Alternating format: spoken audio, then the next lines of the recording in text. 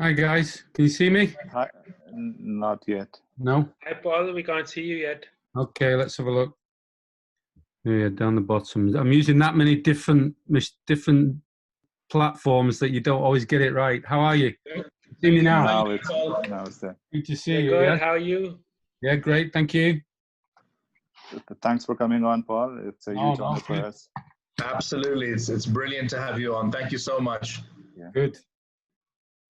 I've personally followed your career for about 12 to 15 years, so it's obviously a dream come true for me personally and for the other two as well. Great. No, fantastic. How many members you got in the supporters club? Currently, around 150 paid-up members for this season, and hopefully more in the coming season as well. Great. Yeah. Very good. We've been official for 6 years now. Club, 6 years now. Yeah. 6 years, right? Brilliant. Yeah. Six fun years, as you can imagine. So yeah. Fantastic. So through the lean times, but you know it's good. It's growing. Sometimes you need that. You know, if everything's always going okay, everybody thinks it's normal, and it wasn't normal what we did. It was just extraordinary. You know, so you can't think that's normal, and have that same expectation. You know. Absolutely. Okay, so Paul, I'll just go over the topics that we wanted to discuss, and if you want us to cut some out, then we can cut it. Obviously, your father's playing career taking over from Sir Matt Busby, your own introduction to the team, how your coaching career began, and the youth prospects, and how many roles you served at United as well. And then, obviously, the 2011 FA Youth Cup winning team, and the prospects, the ones that got away. And since Pogba is always controversial, we'll just talk about his talent and what he's capable of. And the difficulty or problems or challenges that you face moving on from Sir Alex to Van Gaal. Yeah. And that's it, I think. You've got to mention Rashford. He's just done really wonders in England and got free school meals for all the deprived kids, you know, so he's doing well on and off the field. Someone was saying today, if you tackle or stop Marcus Rashford, you hate kids. So that's how good he is right now. That's how big he is, and what he's done is amazing. Well, what he's done is sort of use the platform you get when you're a professional player to do something really good, and I can mention that, you know, in the program that Jim Ryan, who used to work with me in the youth, worked with the first team as well. He had a nice saying: "Right is might." You keep doing the right things, you get stronger, and you build more people. More people come with you and are part of your family. Then, you know. So he's just definitely got a lot more people on his side there. Yeah, definitely. Yeah. Absolutely. It's going to be Marcus Rashford, Adnan Januzaj, Ravel Morrison, and a few others as well. Yeah. Okay, so Hassan can take it, but while I go on live. So Hassan. Great. So just before we get on, Paul, thank you once again for coming and joining us. It means a lot to the Supporters Club. You obviously have a family history with United, with your dad and yourself also. So if I can, we've not gotten onto the Facebook Live just yet, but is your family originally from Manchester, if I'm not wrong? Yeah, both my parents from Manchester. My dad was from North Manchester, Blakely. My mother was from South Manchester, Wythenshawe, near where Marcus grew up. So very much Mancunians. And of course, then your dad had a career both as a player and a manager for Manchester United. I don't think too many people get to say that. And he was a part of that famous, you know, Busby Babes side. Obviously, thankfully, I mean, one can say thankfully not a part of that horrible plane crash because he had an injury at the time. But he's someone who's been associated with United. Your family has been associated with United. We're going over almost 50, 60 years. So Manchester United is in your blood. Yeah, very, very much so. And it always felt like a family thing. You know, my dad, you'd grown up listening to his stories. And of course, he was a youth player as well. The Busby Babes, Sir Matt Busby sort of set that in motion. But one of the key guys was Jimmy Murphy, the youth team coach. He was the first team coach and the youth team coach, and he was sort of my dad's mentor. And my dad told me stories about him. He was also very close with Bobby Charlton and all the players at that time. And because I'd heard those stories, I also, even when I was playing, thought, well, I want to end up being a coach like Jimmy Murphy. And my dad tells the story about when he was a young player, and Jimmy told him to practice with his left foot against the wall behind the Stretford end. And so my dad was practicing away, and it got longer and longer the time. And Jimmy said, well, I told him he'd come back and see how he's doing, but he didn't come back. So my dad thought, well, I'll just stay here. I'll just keep going until he comes back. So about 2.5 hours later, Jimmy remembered, went back and saw him there and said, well, if you've got that sort of determination, you know, I'm going to work with you. And then also, so my dad always had that personal feeling with him, with Murphy. And then, of course, he worked with him later when he was on the coaching staff. But years ago as well, we went with the under-15 team to a fantastic sort of life-changing experience. We went to Kenya with the young under-15 team, and Sir Bobby Charlton was on part of the trip. And we had one lunch at this country club where Sir Bobby was sat with the team, telling them all about the World Cup and about Man United. And then he turned around and said to me, you do individual coaching, don't you? You still do that, don't you? And I said, yeah, we do shooting or practice. He said, no, he said, I had a personal coach. Jimmy Murphy was like my personal coach on what Jimmy would do after training, even when Bobby was in the first team. But before that, after training, he'd take him to Old Trafford, or after the matches on a Saturday, he'd bring him in for extra training on a Sunday. And he'd kick balls to each corner of the ground, said, come and bring them back, Bobby. You've got to be fit. You're going to get in the first team, you've got to be fit.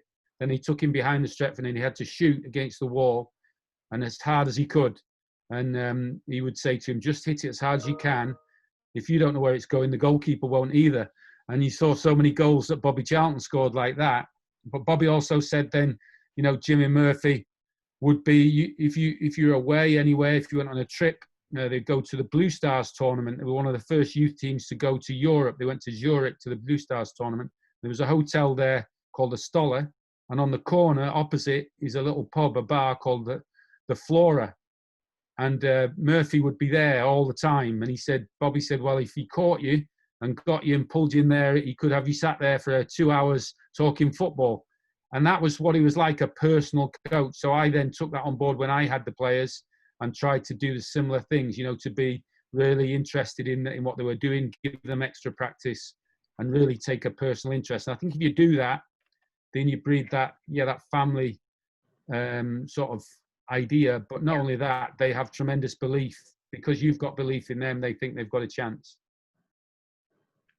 Well, you were at United, sorry, Ismaeel, you were at United as a youth player, then you left.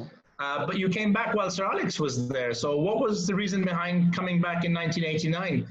Back to the club? Yeah, I was there as a youth and reserve player when Ron Atkinson was there. They actually wanted me to stay, but I thought I could go to university. My mum always said, get something behind you. So I went to do a PE degree, was playing part-time, but found that was too difficult to do both. So they released me. I had, say, another 2-3 years at university, and I was due to go to America coaching in the summer. And about the Christmas time, I went in. This was when Sir Alex was there then, but they were having a struggle, really. They had a lot of young players in the team. They hadn't won the league yet. They had people like Russell Beardsmore and so on, who were in the first team squad. So the reserve team was quite weak with a lot of young players. So I went to see Eric Harrison and Brian Whitehouse, the reserve team coach, just to say hello. And they said to me, oh, you can come, you could have played last night at Main Road for the reserves. I said, oh, you're joking? No. And they said, no, we need you. So I played about 8 games.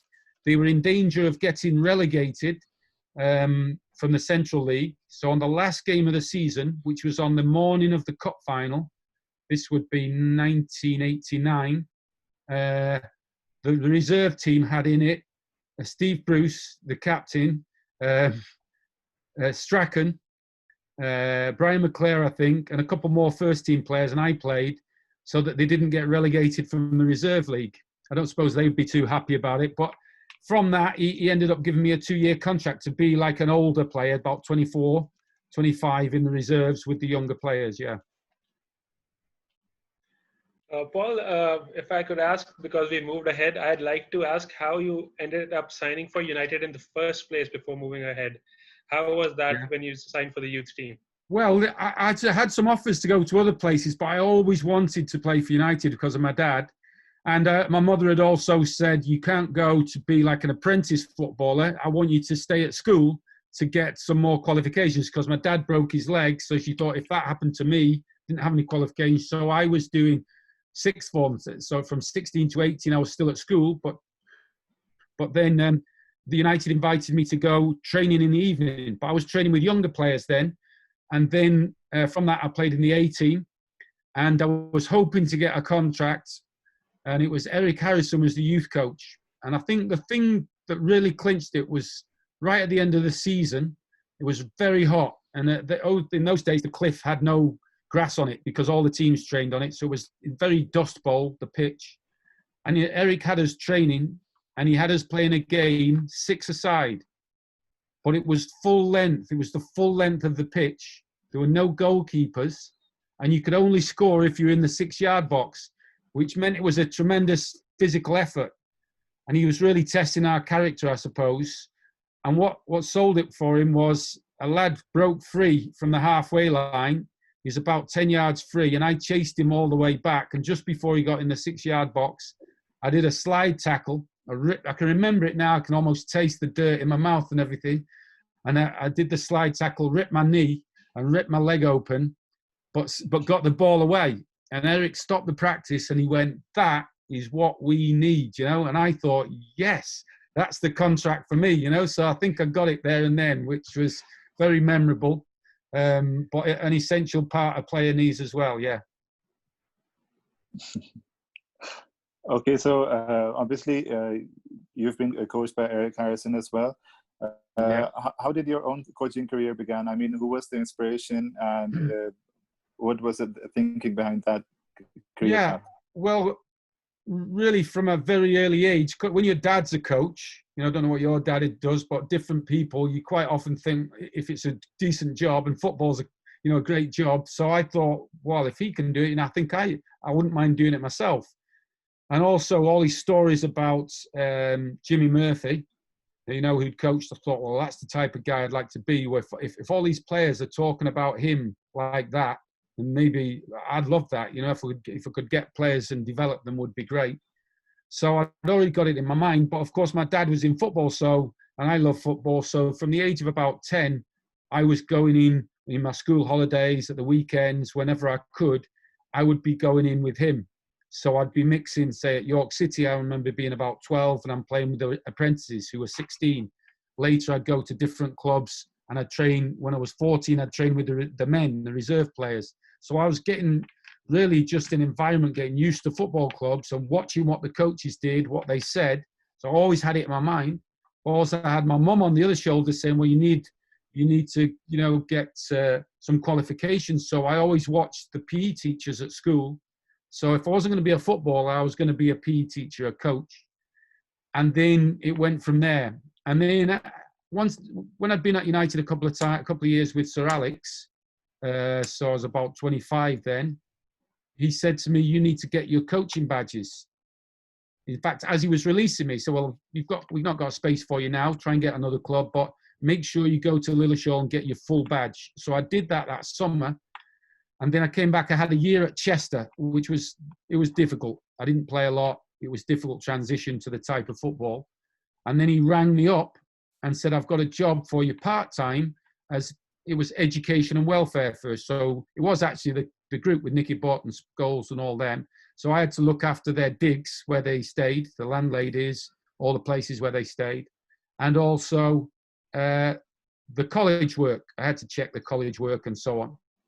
And a little bit of stuff. So I was the first one. I did some media training with them. So Gary Neville, Beckham, all them, a little bit of media training we did with the experts from BBC Radio. So I've actually helped produce, the monster that is Gary Neville as the media monster, the pundit, Paul Scholes, all of them have actually gone on. That was the first bit of punditry they did on that course. But that also led to me working part-time as a coach with Nobby Stiles, who was a great hero of mine and one of the nicest players ever. You know, nicest guys ever. He's known to be a real tough guy. 1968, 1966 with England, and 1968 winner with United. Only two, him and Bobby Charlton, done that. And he was such a kind man. You know, I was just starting off 25, 26. He would split the group up, say, well, you take them at the other end of the gym and I'll take this group. And he'd say, you do all the turns and the tricks because I can't do them. And then they had two big baths opposite each other in the coach's room. So afterwards, and I'm only a young guy then, you know, he would fill me full of confidence because he'd look up from the bath and he'd go, I was watching you down the other end. He said, that was fantastic what you were doing. And he would give me a lot of belief. And in fact, what I was doing was actually making a lot of mistakes, but learning from them. But because he was there giving me the confidence, then that helped, you know, and that's what got me going with the coaching, yeah. Okay, you spoke about the media training. There's actually a very viral video of Paul Scholes, and I think Phil never trying to speak to the media, and Paul is really shy. So yeah. I think both of them really needed some training. That might be it. He was really struggling at the time. He didn't like it at all, and the other lads were taking the mickey out of him. But no, it was a first step for them, and important that they get a bit of practice as well. Yeah. And you've also spoken about your mum and the need for education, and all three of us have Asian parents, so we're getting some serious flashbacks as well. Sorry, I missed that. Sorry.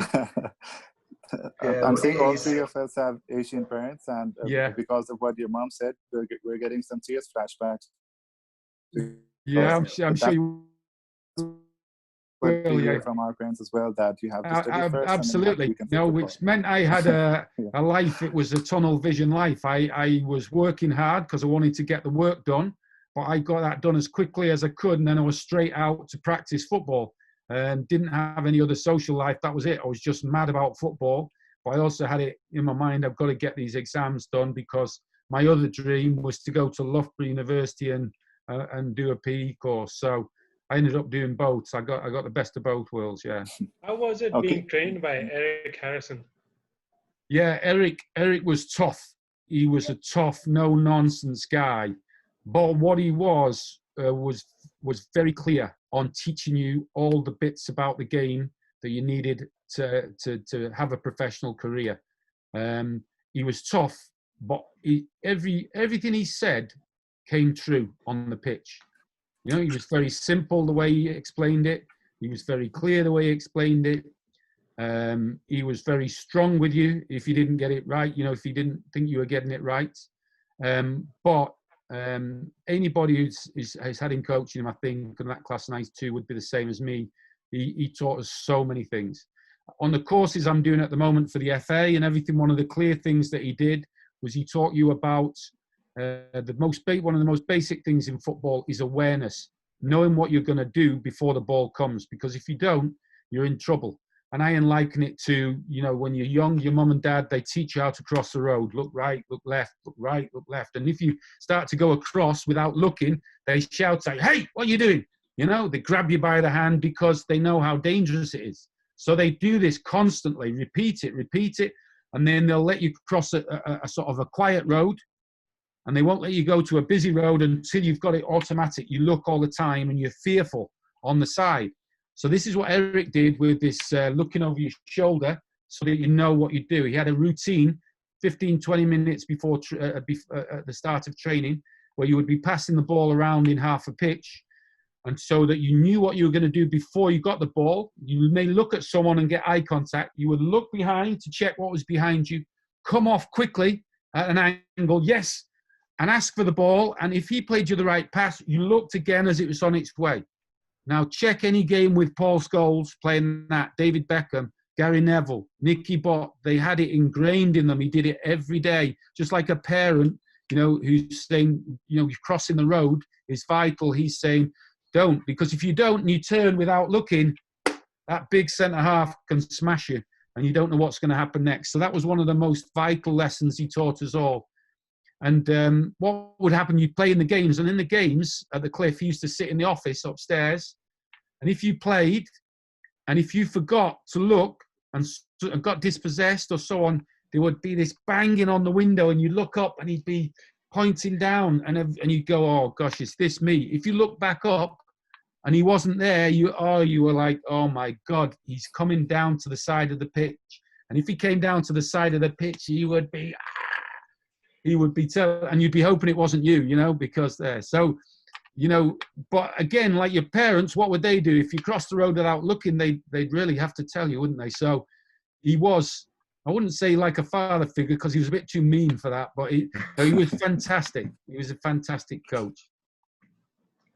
Paul, you left United to go to Crewe, and obviously they had. I wanted to ask because Dario Grady is someone who has a lot of respect in the game, having spent so much time with Crewe, being a long-serving manager. With your time as a player, were you able to pick up something from him? I know you were there for a short while, but was he an influence also on your coaching and your philosophy later on when you went back to United? Yes, he was, and carried on being, because I observed him when he was at Crewe and so on. So he was lots of good coaching tips from him. The very unfortunate thing about me going to Crewe was I'd had a year at university, and I'd travelled back to Manchester, and trying to do the two things was very difficult. Now, the little story behind that was, before I went, the day before I went to university, and I'd been playing really well in the reserve, scored a couple of great goals and done well. It was 1985, and I was due to take my driving test on the Friday before I went to university. So that would have been a big help to me driving back and forward. But what happened was they picked me for the first team squad. Now the first team, I'd won 10 games in a row, and they were playing unbelievable football. And if they won the next game, they'd have got the record. Now also, it's your dream to go with the first team. So I couldn't really turn around and say, well, I need to take my driving test, you know. So I didn't tell them. I went with the first team, but when they actually drew the game, when I came back the next day, I had to get a lift down there, and all the rooms had gone. So now I had to go in a flat, and I was sharing with the Tanzanian and 3 Chinese guys, right? So, and the 3 Chinese guys couldn't speak English, and I was like driving or going on the train twice a week back to Manchester, coming back, playing for United, and I got caught between everything. And what happened was I got more and more depressed and unhappy, homesick, but I didn't want to tell anyone, because it was always be tough, you know, don't tell anybody you're hurt, don't tell anybody it's a problem. So I kept going back and forth, but I wasn't really happy at university, wasn't happy with the football, wasn't happy. And it's a lesson really that I'd always been brought up on: don't complain, carry on, but sometimes you have to tell someone. And I didn't tell someone early enough, which meant really at the end of that year, I got released by United. And all through the summer, I had depression, like proper depression. And that's when I went to Crewe. So when I went there, I wasn't really at my best. I played some games, about 8 games, and it's a real disappointment to me, because they had some good players. They had David Platt playing, they had Jeff Thomas there, and they had a good coach. But I really couldn't, I just I didn't feel anything. I was just so down. So I still played some games, but I was nowhere near my best. And I had to, in the Christmas, I had to say, well, look, I'm going to pack the football in for a bit. I played at university, and that relieved the pressure. But it was a difficult time. But even so, he was a very good coach. And at that point, he was very understanding with me, Dario Grady, yeah. Okay, so Paul, you've spoken about the class of '92, obviously Beckham, Scholes, and Neville. When you were alongside them, did you ever think that they would reach the heights that they did? And furthermore to my question, any memories from the treble-winning season? Yeah. As soon as I arrived to do that role, you know, people are already talking about this team. You know, these lads. There was like a buzz about the place. They thought they had a special team. The one they really thought was Nicky Butt. He was advanced. They thought he was going to be the next Brian Robson. Of course, he had a fantastic career. But then the others started, you know, Scholes at that point was only small and so on. But yeah, straight away you got the feeling, and being in the coaches' room, listening to the coaches, Eric Harris and all the others, you start to feel, yeah, they're a bit special. And then you know, they started to get big crowds watching their games, the third team games. And you've got the captain of England staying behind to watch them and then sometimes played with them. So everybody did a fantastic job with them there. They actually kept them together so they would get more chance to win. They could have gone up to the reserves, but they stayed and won more and more games, got used to winning, won the Youth Cup. And they also had then Jim Ryan that helped them. So, yeah, you just knew there was something special coming. You could feel it. And any good memory from the treble winning season? Yeah, I mean, just the whole thing. I mean, it was just so exciting, you know, seeing it all come along. The semi-final game, obviously, when Giggs scored the goal, all of that. I look back and I also remember there were so many comebacks. I think they had 8 comebacks that season. And probably the most impressive one, apart from the final, was they got to the semi-final, and I paid actually for Tony Whelan, my really good friend and colleague in the academy, and we both flew to Turin to watch the game against Juventus, you know, where Roy Keane came back and scored the goals. And that was just amazing. You know, it was such a feeling. But then as you go into those final few games, just the excitement building. And of course, United at the time, we'd been to quite a lot of finals. And part of the success was the parties after the finals, with all the families going and all the staff members. So it became one bigger and bigger family. And you even had daft things like, you know, you'd hear one of the ladies who didn't know enough about football, you know, say, oh, we'll see you here next year, as if like it was, you came every year to the cup final, but it felt like that.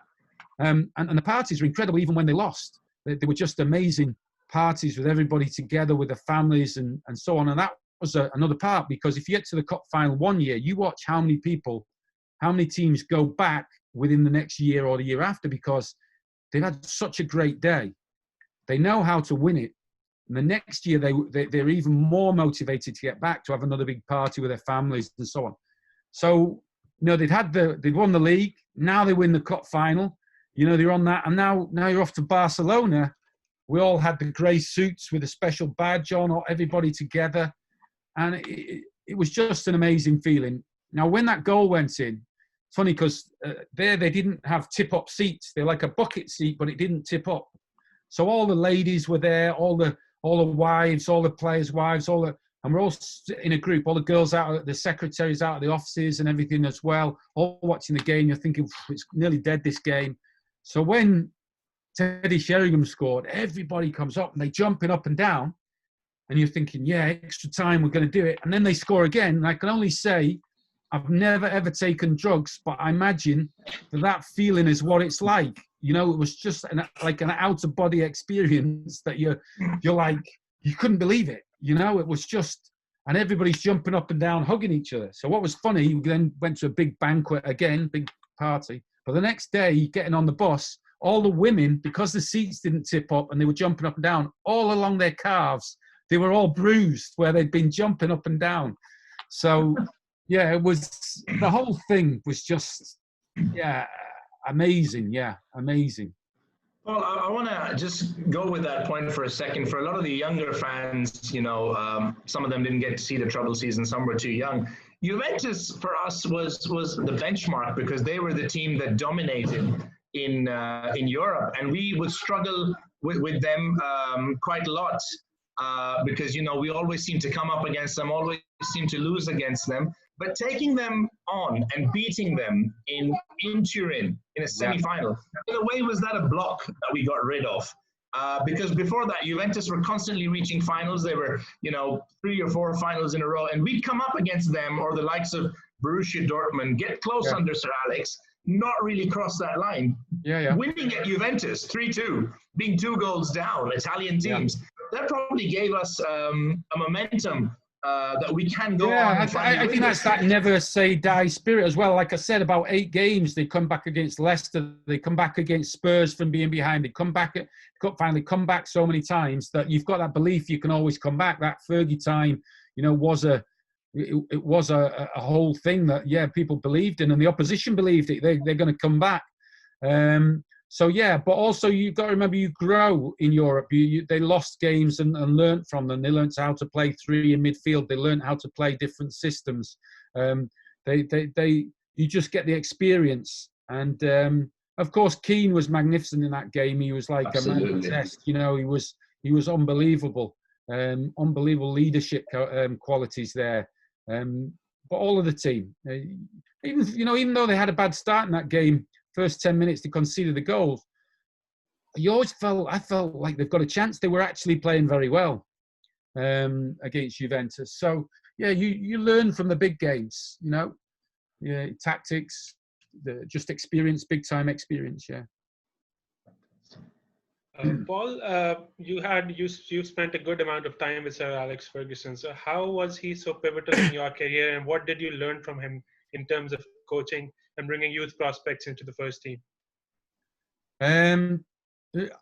I think he's probably a genius. People, you don't realize how good he was in so many ways. How intelligent, social intelligent, planning. The football side of it, non-football side of it, knowing people. An absolute genius of a man, and of course an unbelievably hard worker, role model for us all. What I say his secret was that he connected everybody in the club. He had an ability to connect everybody. Now, what that does, other managers maybe that came after, or in general managers, because they're only in a club for a short time, they just concentrate on the first team. Whereas Sir Alex built a whole club over a time, and every department, and connected with the secretaries, with the cleaners, with everybody. Now, when you do that, when times get tough or when you need it, those people will go that a little bit further for you, and they'll give you more. And that's what he did. Nobody wanted to let him down. You've heard about the hairdryer. Yeah, I've seen it a few times, but he didn't use it as much as people say. I've seen him use it. It was terrifying, but what you didn't want to let him down. So that made you work hard. And the particular thing he was great at was connecting people, connecting them to the club, giving them belief. So young players, what would happen with young players? We could bring them in at that time, bring them from all over the country. And I was in charge of sorting the trials out and everything else. And he would make sure I handled the trials in the afternoon. So he could come and watch the games. Now, then he would have a meeting with the scouts from all over the country, and he would give them the chance to have their say. So he was valuing what they said, support them. At the end of the week, we used to have a dinner with all the players. He talked to them all, specifically the best ones that he wanted to sign, but all of them. Then with all the scouts and the manager. This is the first team manager with 14 and 15-year-old boys, with the assistant manager, with the reserve team coach, with the head of the academy, with all the scouts, with the chief scout. He'd have a dinner and chat to these young boys, so they already feel like it's a family. After the dinner, they'd have a sing song. If they came from Ireland, they'd have to sing Danny Boy or an Irish song. If they came from Scotland, they'd sing Bonnie Scotland.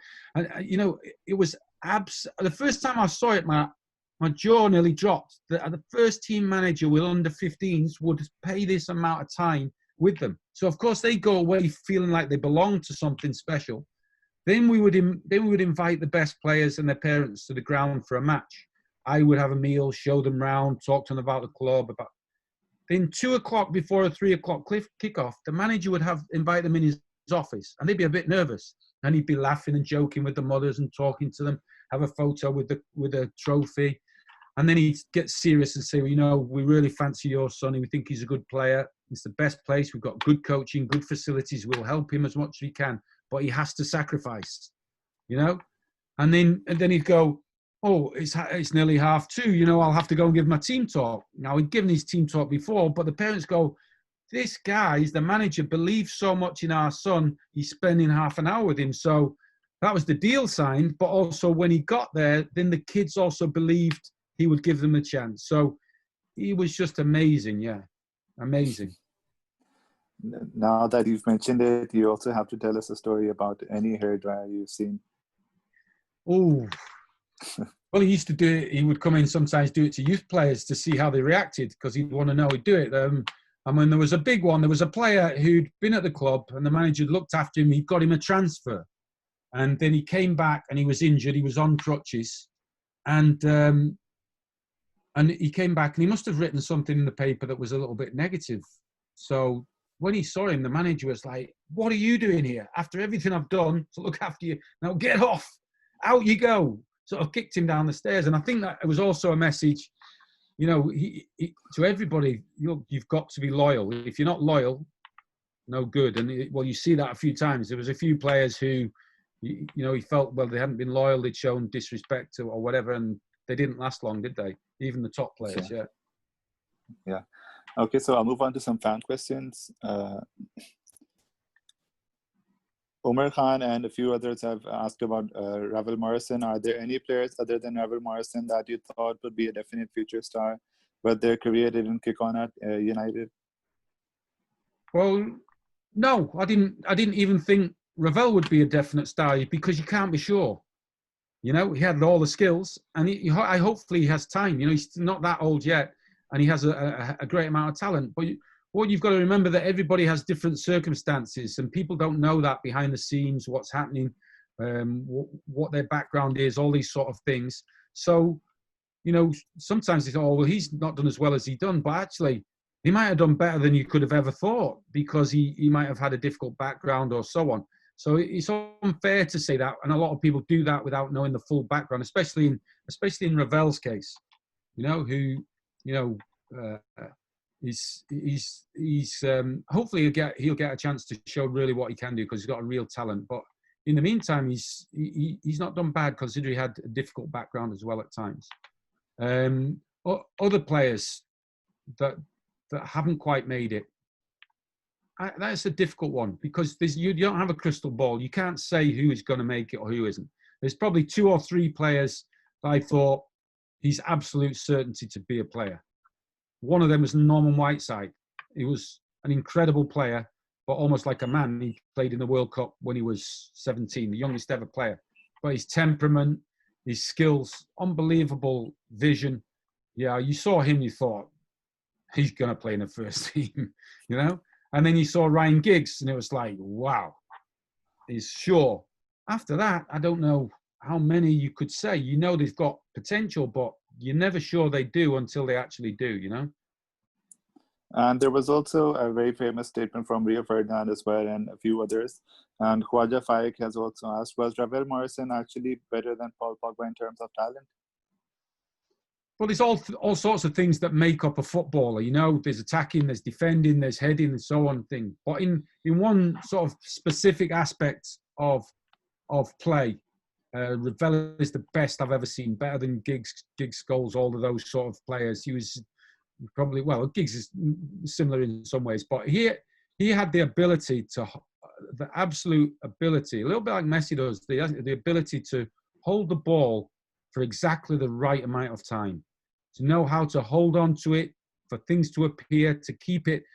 You would go in, and Michael Carrick's just done a presentation at the FA, and he talked about getting close to the fire without getting burned.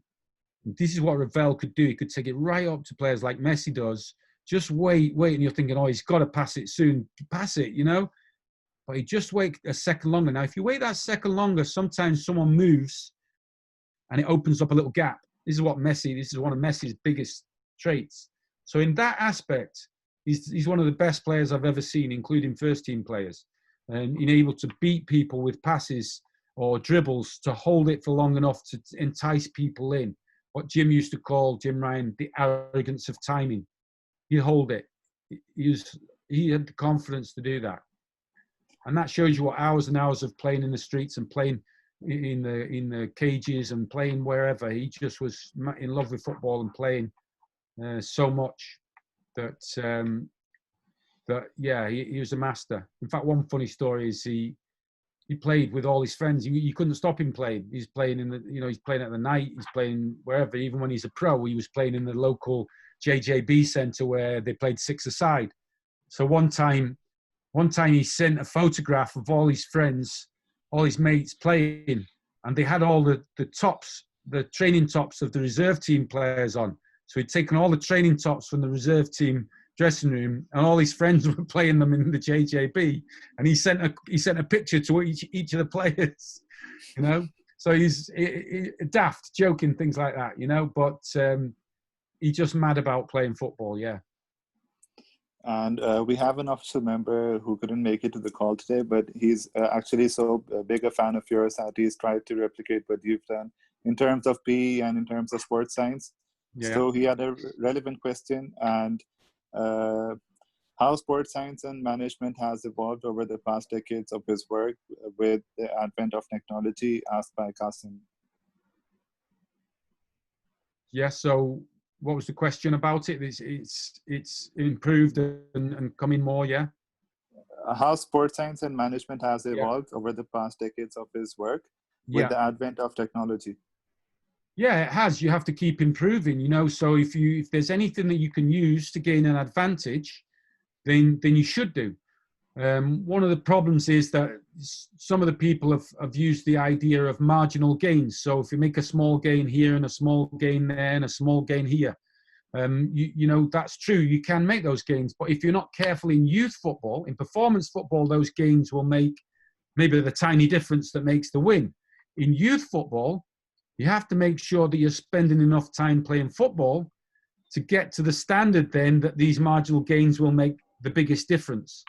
But in youth football, sometimes they've spent too much time looking at the marginal gains, and that's, you know, stopped them getting to the football massive gains. So it's a delicate balance, and you have to be experienced with that. But no doubt, particularly in terms of teaching players and so on, having analysis, having video analysis, being able to show them things back or show them examples of good players is fantastic. Being able to monitor their growth and how much, you know, what the stress on their body as they're growing through testing and measure the speed and so on. Yeah, of course, it's vital, but it's not the main thing. You know, there's people who can get there without that. But at the top level, then it can make a small, slight difference that might make the difference. Yeah. Okay, so Hassan. Well, we've seen over the years also, you know, United being linked with and getting a lot of exciting players from other countries. I know there was a time where we were getting a lot of good young players over from Norway, and then obviously, you know, from Holland and from other places. Do you think this is something that Clayton Blackmore touched on yesterday when we spoke to him, that with the rules changing now that, you know, players have to come only from living an hours away from Manchester, or they have to move there from someone else. Do you think that was in a way now, because you work with the FA, do you think that has been detrimental to English football and British football in general, that you can only sign players from close by and you're not seeing as many players from other parts of the country playing for those teams, and you're seeing more European players and players from Brazil and other places? Well, with the new rules now, with Brexit, you know, that will stop a bit, because they'll have to be 18 before they come, you know, because it's not European, the common market rules, the EU rules, where players could come at 16 and come from Europe. Yeah, that's going to stop, I think. And then, you know, then if you come from abroad, 18, then you have to be a special talent. You have to be an international or be on a high wage. So there's actually going to be more opportunities for English players, I would imagine. The problem with that is, it, you know, with the money and everything, it puts them at a premium. So then you can get ridiculous sort of money for schoolboys. But yeah, if there's the problem with that is sometimes it helps because you get outstanding players that help lift it. So Pogba coming into our team, that really lifted everything. It's a challenge. So if the standard of the games go down, then actually it's not good for English players, because they need to improve. But at the same time, we need to make sure that English players are developed to a very high standard so that they are able to go and compete in the Premier League. Yeah. But within the FA, do you think that they'll now let clubs sign players who come from different parts of the country, or will they still look for them to develop players who live maybe an hour or so away? Because it would put United at, for example, in a position where they wouldn't be able to sign someone from London, or they wouldn't be able to sign someone. The rules were with the Premier League that you could go to a tribunal and you weren't quite sure what it was going to be. So United stopped signing players from outside, too far outside. really for that reason. And that was one of the reasons why Pogba and all of them came, because they were easier and cheaper to get. You know, so you have to be careful with those rules that the Premier League have put in. They're there to protect clubs, but on the other side of it, if you're a young player, you also want the choice of what school you go to, don't you? What football school you go to. Yeah, absolutely. Paul, over time, youth prospects have now access to social media. They have access to a lot of media. So they get a lot of stardom before they've even come into the first team in certain cases. So how has that changed the role of the manager into schooling them with regards to media handling and how they're supposed to be proper professionals and they have so much spotlight without being in the first team? Yeah. I think number one is education. You have to bring them up, and it's part of their education about their role as a player and what's acceptable. I think it's difficult with the first team players doing it and other players to ban it. You know, you can't tell people what haircut to have now and what to do and so on. It's they as long as it's reasonable what they're doing, and you can't the same with social media, but you can advise them as to what's going to help them and what's not going to help them. And I think that's the way the club is doing it now. You see some of them, even Gomez and people like that. They have some small part, bits on social media, but they just got to be careful, really. Yeah. I mean, okay. Aside to that, let's look at the power of social media, because basically that's been the platform that Marcus Rashford has used to help a lot of underprivileged people and get meals for them during the pandemic and before that over Christmas, and now he's actually helped to get the government to change the rules and give free meals to kids over the summer when they're not at school. So there's a positive side to social media, and in that sense, Jim Ryan again had some great sayings. What he said was, "Right is might." The more good things you do, the more well behaved you are on the pitch and off it. How well you represent the club when you go abroad. You're making more fans if you play well. You get more fans if you behave well. If you're courteous, if you show respect, then the club grows bigger and bigger and bigger. And now we have fans in Pakistan and all over the world, and you get that. You hope that gets bigger through the way that you behave. And they're all brought up like that. When they go on trips abroad, Tony Whelan would be schooling them on how to give a small speech to the waiters and waitresses that have served them in the hotel, at the airports, handing out gifts and so on at games. So they get well brought up on how to be an ambassador. And social media is the same thing, yeah. Marcus Rashford has certainly picked up a lot of those traits you've spoken about, the 3 million meals for kids. And recently he also learned the sign language for a competition at a special school. And then he also raised £20 million for Manchester for homelessness and for hunger as well. So he's done a lot, and he's still only 22. He's the perfect ambassador and role model for the club, obviously. And I just wanted to ask about your transition, considering that you were with the reserves under Sir Alex, and then David Moyes came in, and then after 8 months, Van Gaal came in. So how difficult did that make your job? Well, obviously, it was always going to be a big change when a manager, you've got someone who has such a big imprint, footprint all over the club. So it was always going to be a change, somebody difficult, and you have to adapt. I must say that they were all good guys. David Moyes included us, asked us things about the club and so on. It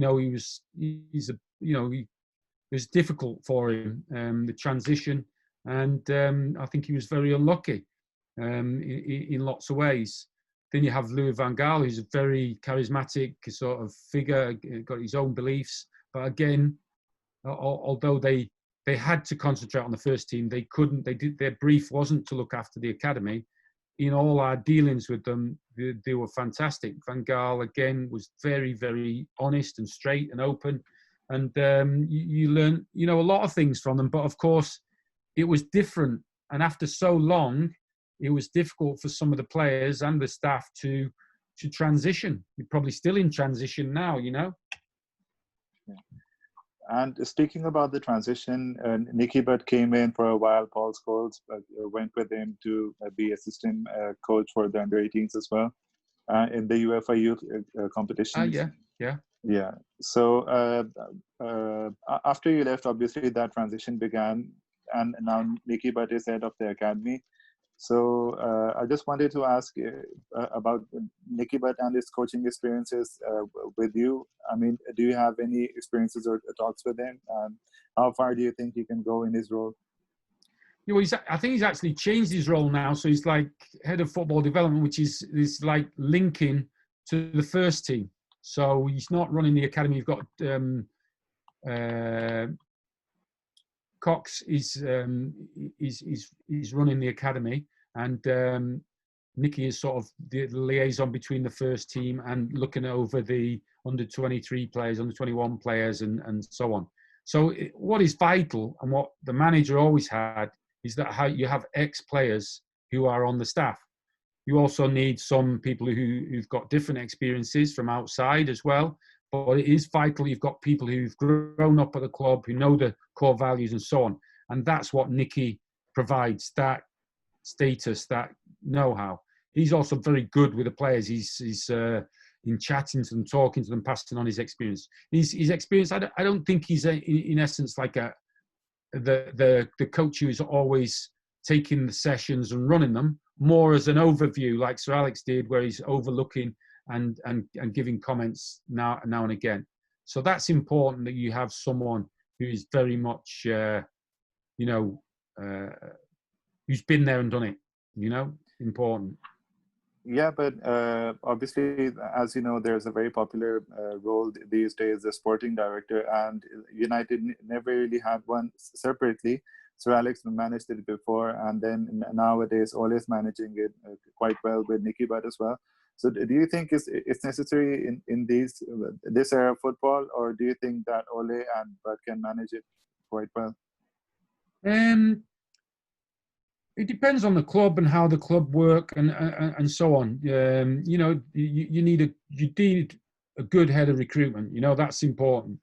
And then you do need someone who's sort of able to oversee all the departments, to check on the academy, to check on the others. It just shows what a genius Sir Alex was, that he could do it for all those years, But in the same sense, it also takes a special guy to be good enough to understand Man United and understand the feel of it and so on.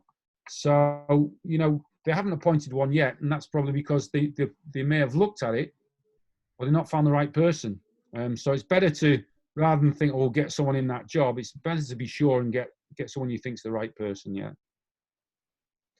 All right.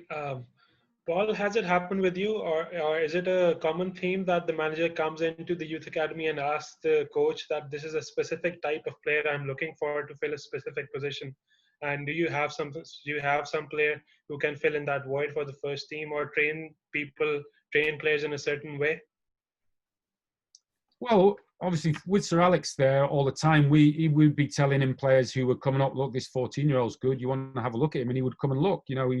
He'd have a look, so he'd know them, he'd have a feel for them all the way through. When a different manager comes in, well, they might not do. And in that sense, say Van Gaal asked myself for Warren Joyce, he knew going on the club tour to America, he was going to be about 4 or 5 players short, and he asked us to recommend who went. And he backed our judgment on that. He was clever. He was clever, though, because what he did, he said, well, okay, I've got these 4 or 5, 6, or these 2 are left out. He said, well, you can come and tell them why they're left out. So we did it instead of him. But that was an experience in itself. But I suppose that's fair, because, we had the reasons why they shouldn't go or someone else should. And what he was really doing was showing that he totally backed us, by not just saying, oh, well, I've chosen. He said, well, they've given me this information and I'm backing it. So that was good, none of the managers after Sir Alex that I experienced, they were, although they had to do it differently because they were under pressure with the first team, they were still, good football people who spoke to you about the youth team and so on. Yeah. Hassan?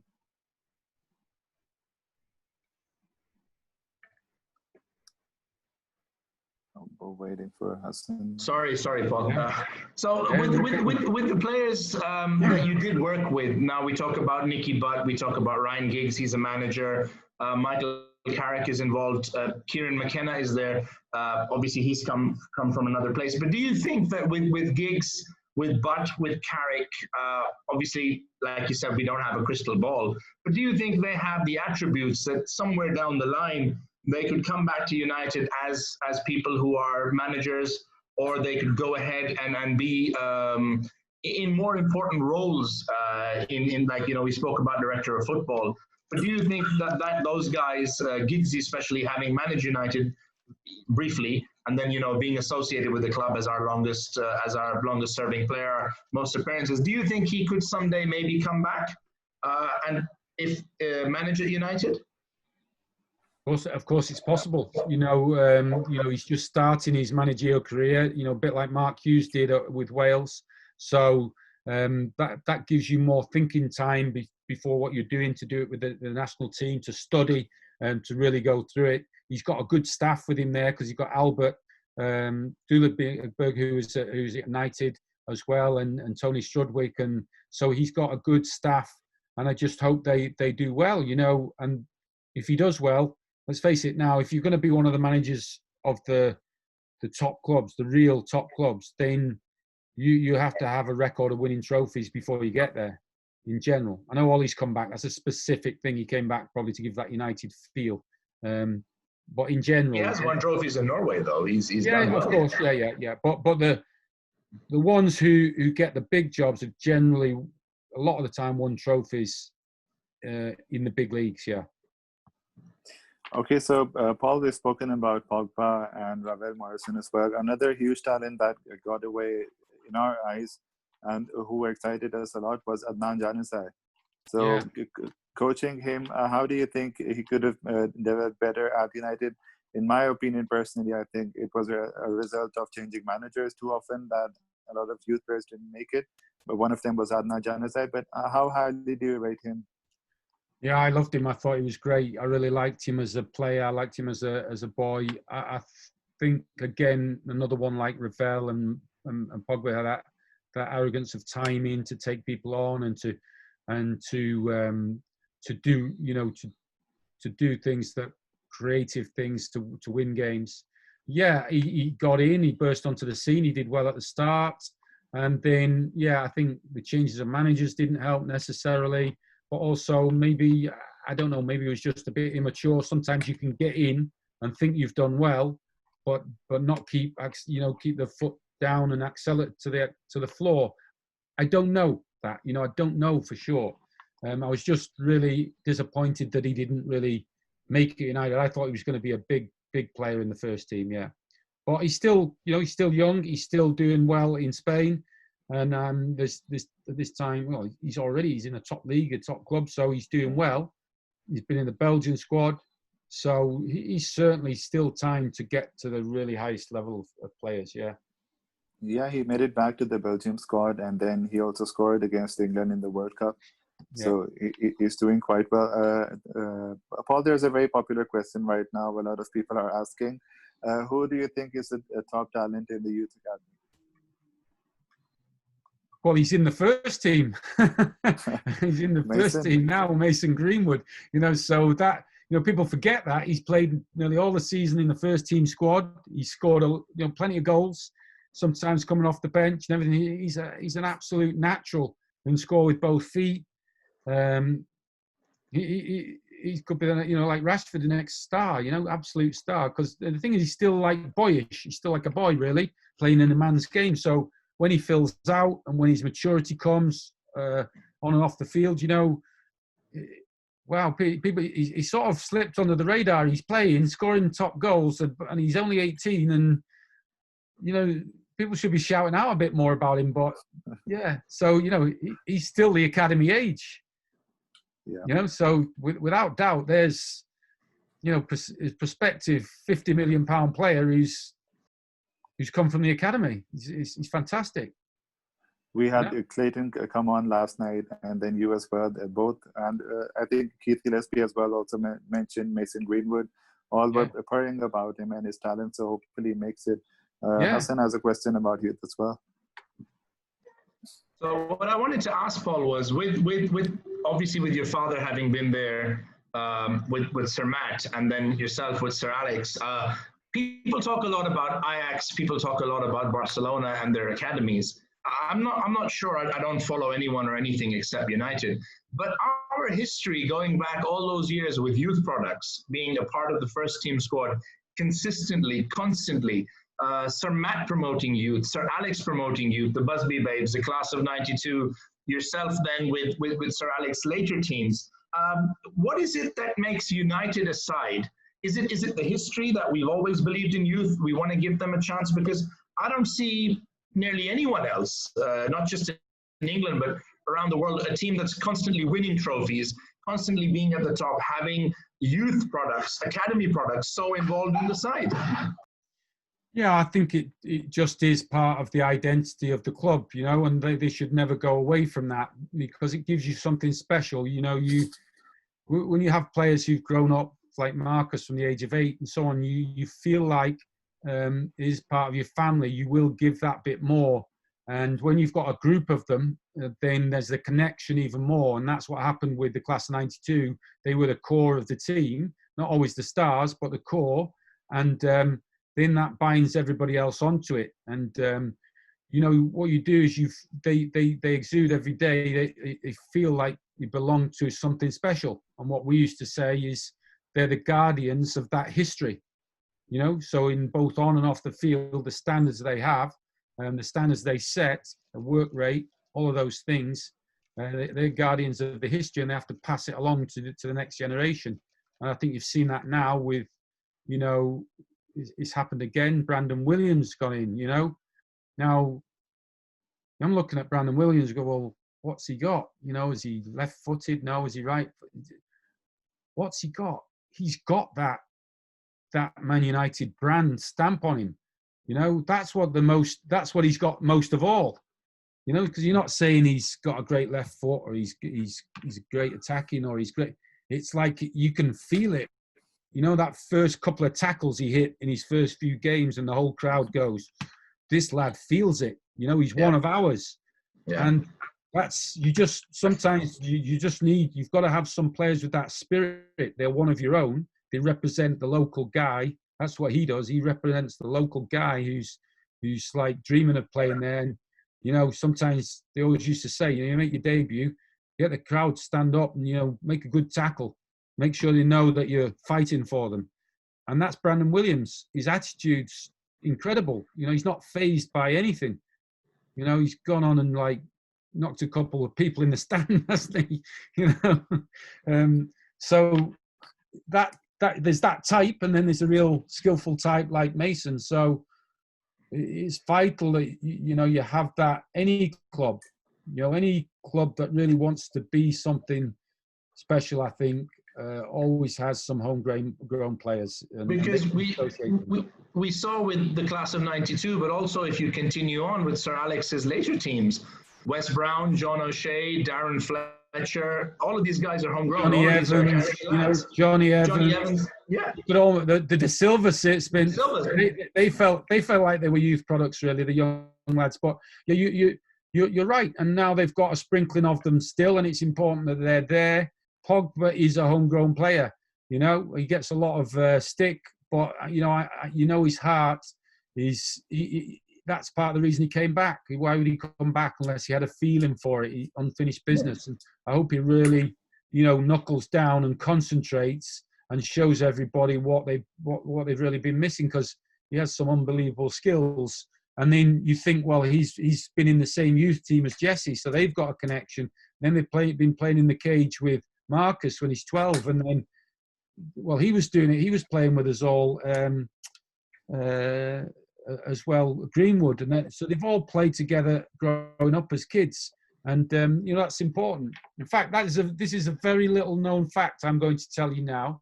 I have played with more generations of Manchester United players than anyone in history, right? Because my dad grew up in the 50s, Man United youth team.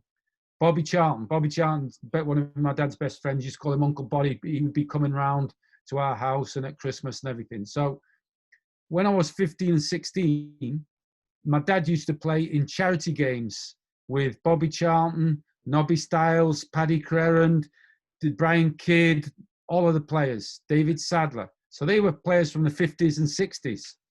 And he used to say, bring your boots. So I played in some of those games. We would play with or against Bell, Lee, Summerby from Manchester City. So I've played with players from the 50s and the 60s. Now, I've also played with Arthur Albson. He played in the 70s. Then I played in the 80s with Brian Robson, Paul McGrath, Arnold Muren, Frank Stapleton, all these players. So that was in the 80s. In the 90s, I played with Ryan Giggs in the youth teams and all that, and trained with some of them. And then from then on, when I've been a coach, I've played in training games with every single one of them, right? So right the way now to these latest two, Williams, Rashford, Pogba. So what age range is that? That's from the 1950s up to now. 70 years. 70 years range. That's me. I've played with all of them. Amazing. Well, just like you mentioned, you've also spent 28 years at Manchester United in different roles. Which role did you enjoy the most at the club? Well, playing, you can't beat playing. It's a dream to play. So even if you're only playing in the third team, I played in the reserve team. I only had a couple of call-ups with the first team, but you would play against them. So you're playing with and against Brian Robson and so on. So that's unbelievable. Playing is the most important thing, you know. And it was a dream. So what we do, we train all week, you know, and then on a Saturday you're 17, 18, you're playing in the A team, you know. You'd play in the A team, and it was fantastic. We won the league every year. We would play great football. Then you'd go get on the bus and you'd go to Old Trafford, 50, 60,000 men, all standing. You'd watch Brian Robson and so on. And I used to stand at the top of the tunnel before they went down. You could smell the liniment on them, and you could see them, the star players. I used to like getting close before they went out to the games. You would run up to the top of the stand and watch from the back of the stand. You'd watch the match. Then you'd get home when they gave you a player's pass, right? A Man United player's pass. And then you'd go out with all the lads in the end of the night. That player's pass got you in every nightclub going. So you had an umbrella when you were 17, 18, it was like paradise, you know? So that was in a favourite way. But all of it's coaching. You're coaching every age group was fantastic. You know, all of the age groups, you know, was great. And then, of course, the Youth Cup, when we won it in 2011, that was sort of, you know, a massive highlight, obviously, following my dad's footsteps and doing that at Old Trafford was brilliant. Yeah, with all those, there's a lot of good players came out of that team, yeah. Okay, so Paul, one last question. And obviously, since you've coached so many, produced so many Premier League stars and other stars who went on to play around the world, we've missed one big name that the fans are consistently reminding me of, Scott McTominay. Yeah, Scott. Well, Scott was tiny. He was small. He was a late developer. So he also had a lot of sort of growth and development injuries. But when he was small, I used to say to him, look, don't worry about this. Being small is an advantage, because when you're small, you have to be like Paul Scholes. You have to look, check over your shoulder. You have to think quicker. You have to pass and move quicker. So you're learning all this, and you're going to get those skills. But when you grow, you're going to be 6'2", 6'4", I think now. You're going to have those skills and that. So I always used to say that to him, you know. And he's done, fantastically well. But there's so many players we've had that have done, you know, great things. You're watching the other day, Sheffield United. So we've got Dean Henderson in goal and Norwood, who's a real good technician. You know, you've got at Watford, they've got 3 or 4 players. They've got, well, Ben Foster wasn't a youth player, but you've got Craig Cathcart, Cleverley, and probably, you know when people say you're a coach and you shouldn't have favourites. Well, that's rubbish. You do. you do have favourites because you can't help it, because there's certain people you just like and they grow on you and so on. But without doubt, you know, I've got all of them. I love them all. It's great when I see them all doing. But my favourite for a few reasons is Danny Welbeck, because when I was the director of the Centre of Excellence, we didn't have a lot of staff, so I coached every age group, you know, some in training. So he came when he was 8. I coached him when he was 8, 9, 10, 11, 12, 13, 14, 15, 16, every age. And we go on tours away and so on. So you get to know them really well. He had great skills. You know, we taught him some things, but a really nice personality. And his family are lovely people.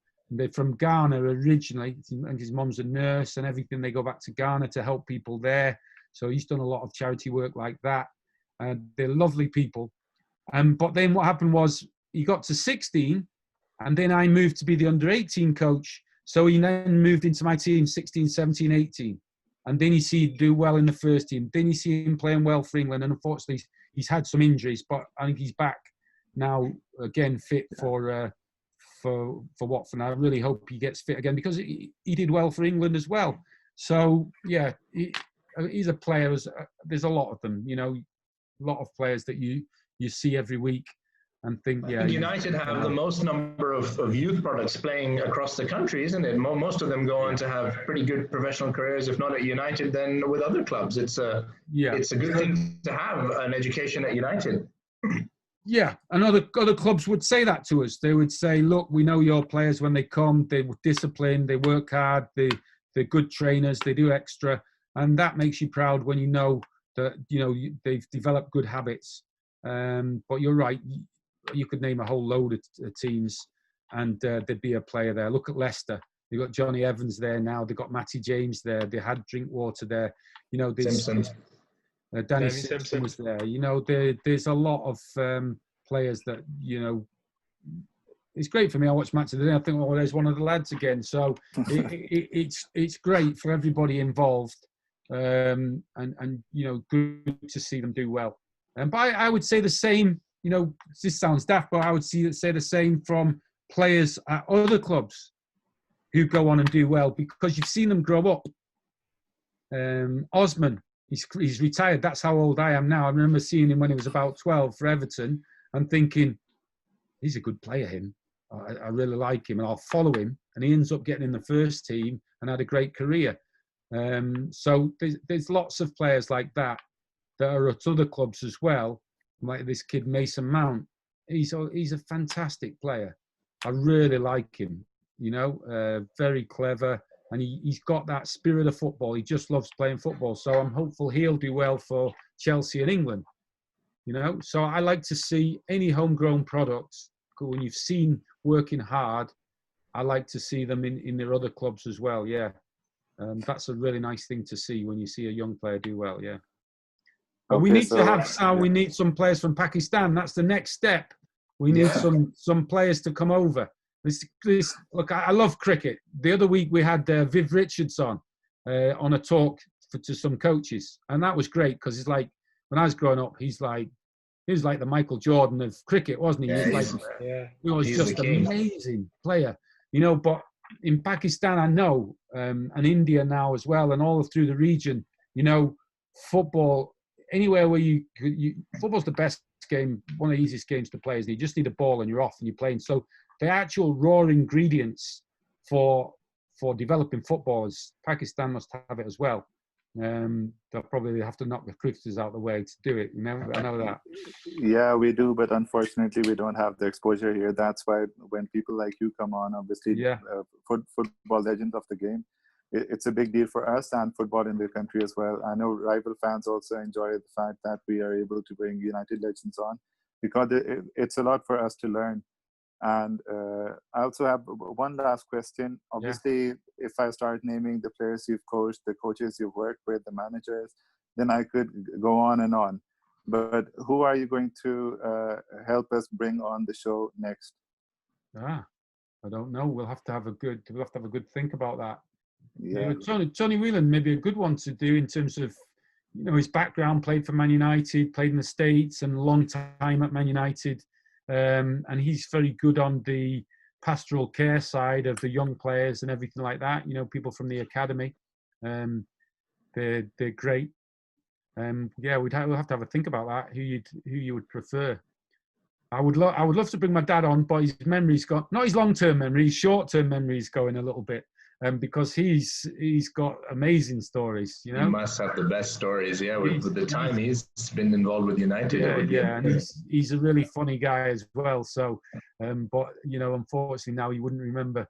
He can remember the long-term ones, but short-term he can't do that now. But you'll have to ring me again, and I'll tell you some of his old stories, definitely. Yeah, absolutely, and we'll also. Yeah, we'd also look forward to you recommending someone, because we want to keep this going on and hopefully learn more and more like we learn from you. Yeah. And we also want to invite you to Pakistan as well when everything is safe, when the virus goes away. Nice. That would be lovely. That would be great. You know, there's nothing. We went to Kenya for an under-15 tournament. It was a life-changing experience for the players, for everybody else, to see the different environment, to see kids, you know, with no shoes on. There was kids playing, one was left-footed and had the left boot, one was right-footed, had the right boot, and our players are playing against them going, wow, unbelievable. We had incredible experience in every way going to Kenya, and I'm sure Pakistan would be similar. And what you really want to do then is pass on that spirit of football. So that would be a lovely thing to be able to do, yeah. And also, like we've told all of our guests, and we'll tell you as well, it's worth coming down to, because we have much better food than India. So you want to come down. Just for that, you want to be here when things settle down. Fantastic, yeah. Brilliant. Oh, very good.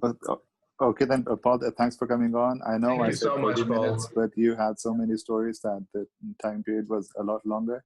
Good, no problem. Absolute honor to have spoken to you. Thank you so much for your time. Please give our best to your dad.